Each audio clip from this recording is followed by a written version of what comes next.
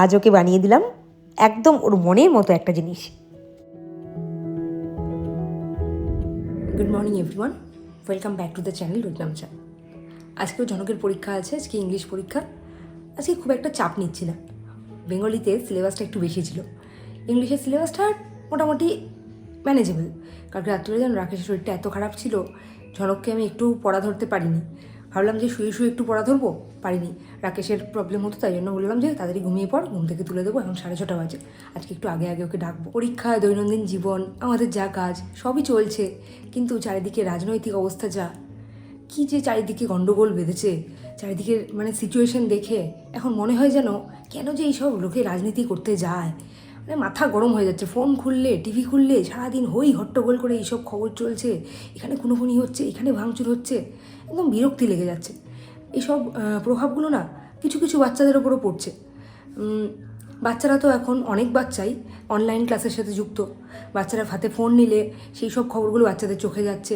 এটা হচ্ছে, কিন্তু হয়তো আমি একটা জিনিস দেখেছি, একটা ফোনে একটা জিনিস দেখলে না সেই জিনিসটা বারবার আসতে থাকে। হয়তো আমরা এখন টিভির সামনে বসে টিভি দেখার সময়টা অনেকেই কম পাই, ফোনটাই বেশি স্ক্রল করে ফোনেই হয়তো খবর দেখি, ফোনেই যা টুকটাক কাজ করি। এবার একটা বাচ্চা যখন অনলাইন ক্লাস করছে, কোনো কোনো সময় ওদের সামনে সেই খবরগুলো এসে পড়ছে। ওরা হয়তো জিজ্ঞেস, এটা কী হলো, এটা কী হলো। যেমন আমার ছেলে প্রত্যেকটা জিনিসই জিজ্ঞেস করে।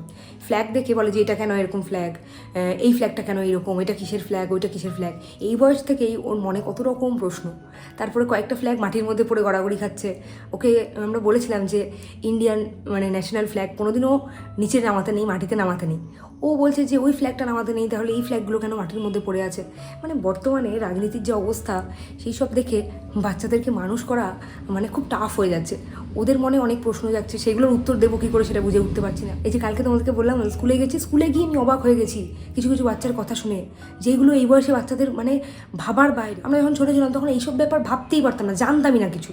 এখনকার বাচ্চারা একটু ফরওয়ার্ড, সেটা জানি, কিন্তু তাই বলে এত কিছু জেনে যাবে এই বয়সেই, এটা মেনে নেওয়া যায় না, জানো তো। আমি নিজের কাজকর্ম শুরু করি, চলো দিনটাকে শুরু করি। অনেক দেরি হয়ে যাবে, আজকে পরীক্ষা আছে, আমারও স্কুল আছে, রাকেশের অফিস আছে, সব কিছু আজকে একদম ভরপুর কাজকর্ম। রাত্রিবেলা আবার ঝনকের পড়া আছে, রাকেশের ক্লাস আছে। প্রত্যেকটা দিন এরকম ব্যস্ততার সাথে কেটে যায়, বুঝতে পারি না কীভাবে দিনগুলো চলে যাচ্ছে।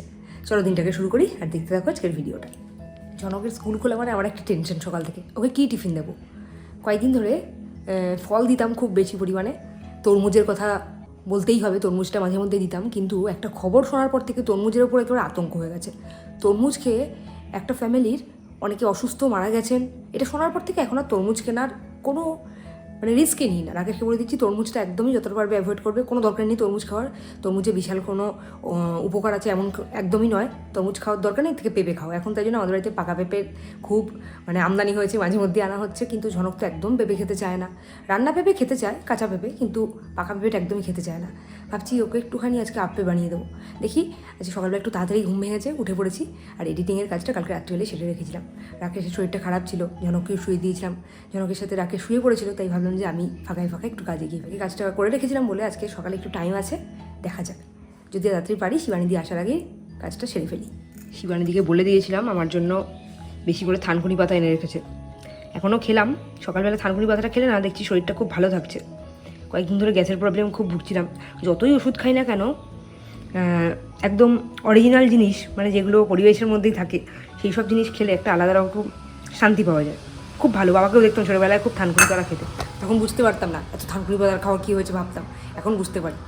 থানকুনি পাতাটা খেতে খুব একটা খারাপও লাগে না, অন্যান্য পাতাগুলো যেমন বমি পেয়ে যায়। খেয়ে নিলাম থানকুনি পাতা, এখনও যা আছে বেশ কয়েকদিন চলে যাবে। শিবানি দিয়ে আমাকে থানকুনি পাতার সাপ্লাই দিচ্ছে। আপ্পে বানানোর জন্য ব্যাটারটা তৈরি করে নিয়েছি সুজি আর টক দই দিয়ে, আর তার মধ্যে দিয়েছি খুব অল্প পরিমাণে পেঁয়াজ কুচি। আর সময় ছিল না, না হলে আরও কিছু সবজি দেওয়া যেত এর মধ্যে। এটাকে এখন রেস্টে রেখে দিলাম। এবারে আমি একটুখানি আরাম করে বসলাম চাটা নিয়ে।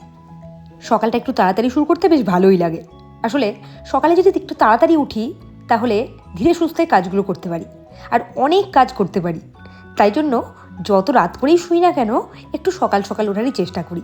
আগে না মাঝে মধ্যেই এরকম হতো, অ্যালার্ম অফ করে শুয়ে পড়তাম, বা রাত্রিবেলা এত ঘুম পেয়ে যেত যে অ্যালার্মটা দিতেই ভুলে যেতাম। তোমাদের সাথে আগেও শেয়ার করেছি, এরকম অনেকবার হয়েছে। কিন্তু রাত্রিবেলা অ্যালার্ম দিতে ভুলে গেছি আর সকালবেলা 8টার সময় ঘুম ভেঙেছে। কিন্তু এখন আর ওরকম একদম হয় না, একদম ঠিকঠাক টাইমে ঘুম থেকে উঠি। আমার না ওইটা খুব বিরক্তি লাগে, একদিকে চা খাচ্ছি আরেকদিকে কাজ করছি, চাটা একটু বসে খেতে পারলাম না, তাই জন্য এখন একদম ঠিক করে নিয়েছি একটু হলেও আগে উঠবো, যাতে আমি একদম ঠিকঠাক টাইম মতো কাজগুলো সমস্ত সারতে পারি।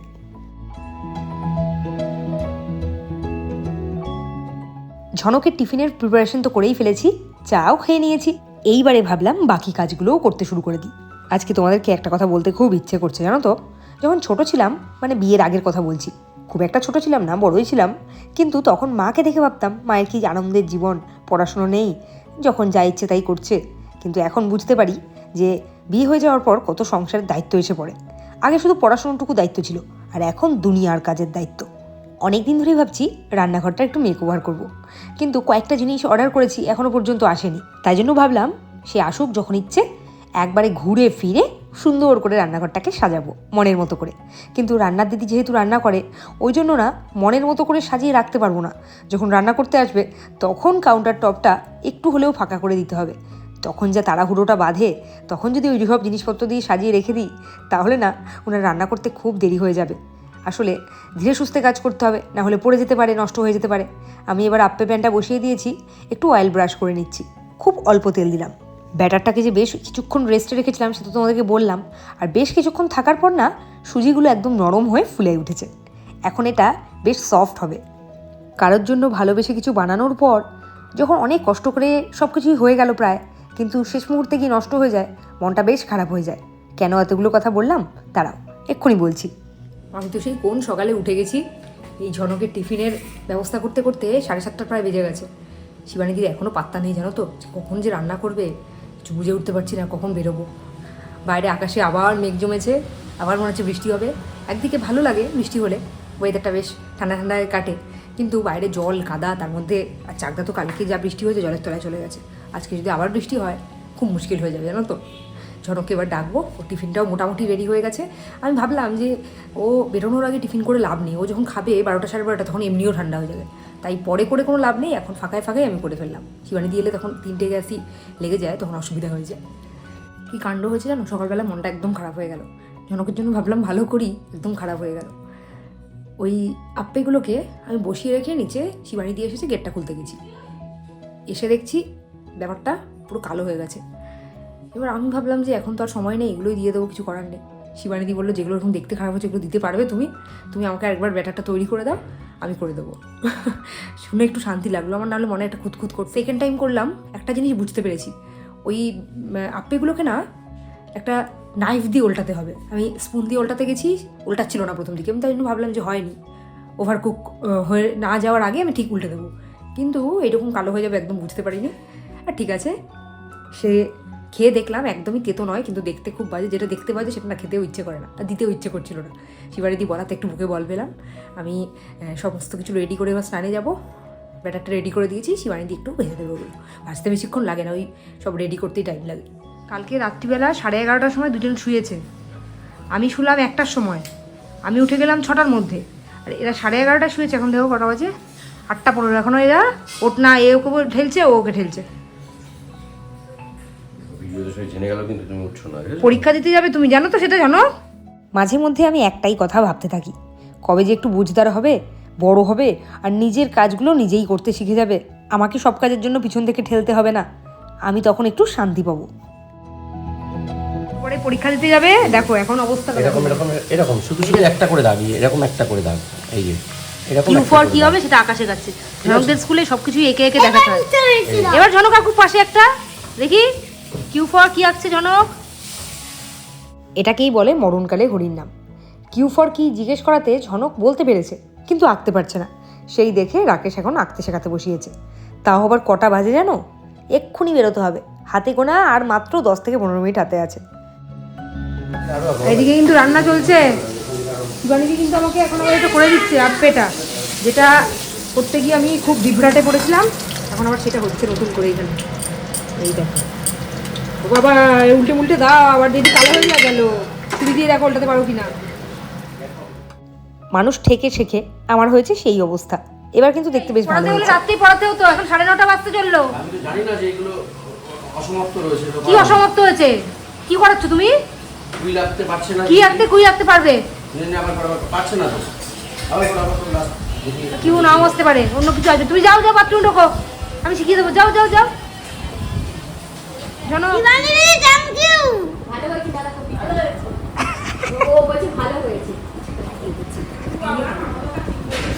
শিবানীদি মাথা ঠিক নেই আজকে। ঝনকের টিফিন একদম রেডি, এবার একটু ওকেই দেখি আনি কেমন লাগে ওর। তোমার টিফিনটা দেখো আজকে,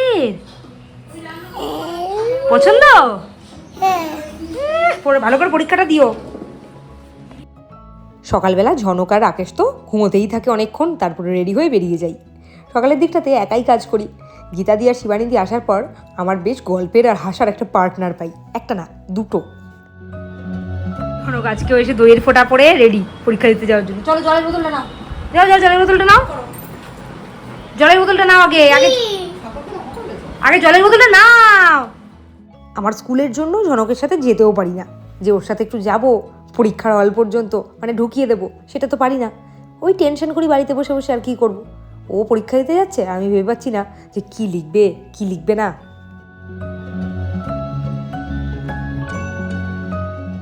স্কুলে গিয়ে কাজের ফাঁকে এই দুটোর কারবার দেখে হাসতে হাসতে মরে যাই। ওই ঘরে ছিল বিস্কিটের এই কৌটোটা, চেরিটা গিয়ে টেনে নিয়ে এসেছে। বোন আর ও দুজন মিলে খাবে, ওর মা তো কিছুতেই দেবে না। অত বিস্কিট কি খাওয়া ঠিক নাকি? রোজ দাদু ভাইয়ের স্কুলে আসবে আর এই শুরু করবে, জানো তো, একবার এটা টানবে একবার ওটা টানবে।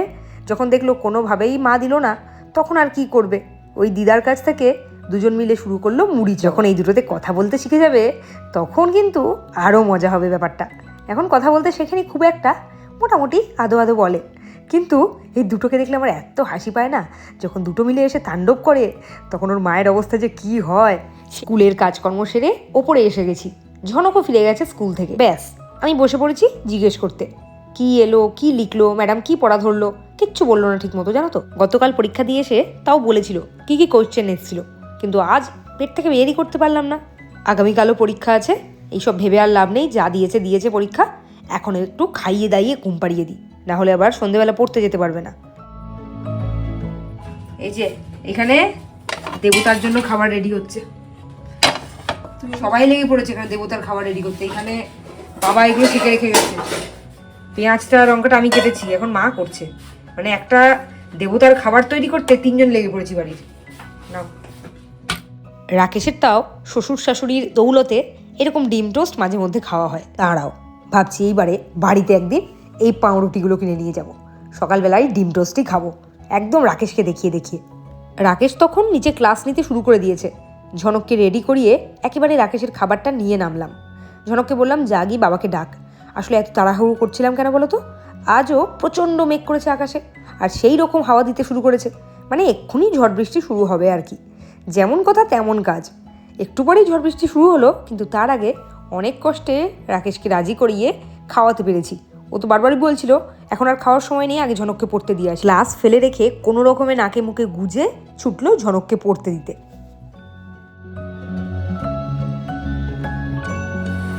আজকে কিন্তু অনেকগুলো দিন পর একেবারে সামনে থেকে দেখলাম ঝড়ের দাপট কাকে বলে। শুধু ঝড়, তার সাথে এইরকম মুষলধারে বৃষ্টি।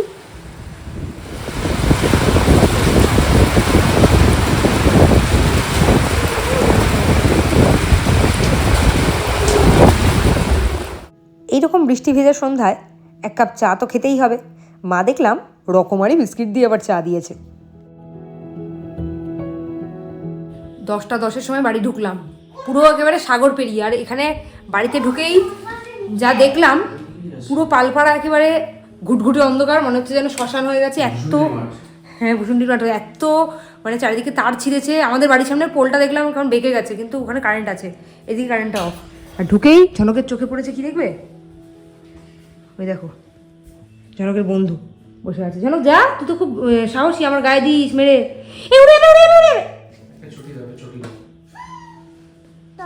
টারজান টেনে, ব্যাস টারজান এসেছিল পালিয়ে গেছে। টারজান, ওই ছোট টারজানটাও গেছে এদিকে দেখতে, ছোট্ট একটা টারজান আছে, সেও দেখতে গেছে। মারতে পারোনি? বাড়ি ঢুকতে ঢুকতে 10:10 বেজে গেছিলো। এসেই আগে বাসনপত্র গোছালাম, ডাল তরকারি গরম করলাম, শ্বশুরমশাইকে খেতে দিলাম, ঝনককে খাওয়ালাম। করতে করতে কটা বাজে দেখো, 11টা। এইসব কাজ করতে 11টা, এতক্ষণে খেতে বসেছি। রোজ রাত্রিবেলা 11টা বাজে আমাদের খেতে, রোজ। মা প্রতিদিন বলে, দিয়ে দিয়েছি, মা প্রত্যেকদিন বলে যে একটু তাড়াতাড়ি খাস, হজমের প্রবলেম, একটু তাড়াতাড়ি খাস। কী করে তাড়াতাড়ি খাবো? কোনো না কোনো কারণে ঠিক দেরি হয়ে যায়। আজকে যেমন 11টা বেজেছে, এখন অনেক কিছু নিয়ে বসেছি, প্রত্যেকটাই ফেভারিট। তার মধ্যে তোমরা এই তেল পটলটা সকালেই দেখেছো, আর এই বাঁধাকপির ঘন্টটা খুব ফেভারিট, কিন্তু আমার ভাগে এইটুকুই পড়েছে। বাঁধাকপি দিয়ে রুটি খাই না, একটা শীতকাল শীতকাল ফিল হয়। আর আজকের ওয়েদারটা যা শীতকালই একটা ফিল আসছে। এই টক ডালটা হলো একদম গরমের আদর্শ জিনিস, কিন্তু এখন আমি এটা খাবো না। আজকে সকালবেলার দিকটায় গরম ছিল বলে এটা করিয়েছিলাম। আর এই যে আমার ভাগের মাছ, কিন্তু রাকেশকে দেবো একটু দয়া করে, দয়ার দাম। হয়ে গেছে মিষ্টিটা? ওইটা তো বলছো না? মিষ্টিটা তো দুজনেরই আছে। দুজনেরই আছে। মিষ্টিটা নিয়ে বসেছে। আমি নাকি সবসময় মিষ্টি খাই, খোটা দেয়। দেখো কত বড় এক একটা মিষ্টি। কি কেন মিষ্টির মধ্যে শুধু আমার একার আছে? তোমারও তো আছে। আমি তো খাই, আমার নামে তো বদনাম হয়ে গেছে। তুই খাবি না মিষ্টি খাবি? না ভাগ্যিস ছেলেটা তোমার মতো হয়নি, কৃমি হয়ে যেত কম বয়স থেকে। আর এটা হচ্ছে পালপাড়া যশোদা সুইটসের মিষ্টি। এটা কিন্তু সবসময় আউট অফ স্টক থাকে। এত টেস্টি এটা, থাকেই মানে না, খোলার সাথে সাথে একটা আমসত্ত্বের গন্ধ। যদি থাকেই তোমরা না। কখনো আসো, এটা একটা খোঁজ করো। এটা একবার কত যেন না, এটা 15 টাকা করে। 15 টাকা। জনকবাবুর অভিমান হয়েছে, বকা খেয়েছে বাবার কাছে আর মায়ের কাছে। জিদ করছিল ব্রাশ করতে, বাবা ডেকেছে আসেনি। মা বলেছে যে তাড়াতাড়ি শুয়ে পড়ো, শোয়েনি। তারপর মুখে মুখে কথা বলেছি, বকেছি, এখন অভিমান হয়েছে, দেখবে।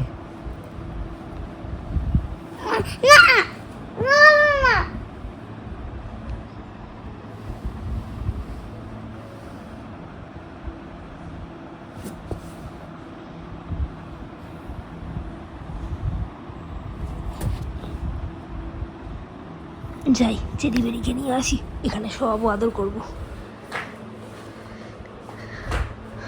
মিমিকে একটা ফোন করি, চেরিকে আর বেরিকে দুজনকে দুদিকে নিয়ে ঘুমাবো।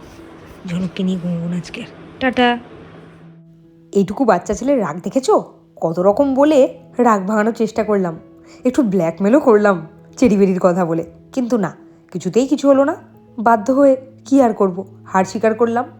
থাক, আজকের রাতটা ঘুমোক, কালকে সকালে ঘুম থেকে উঠে আপনা আপনিই রাগ গলে কোথায় জল হয়ে যাবে।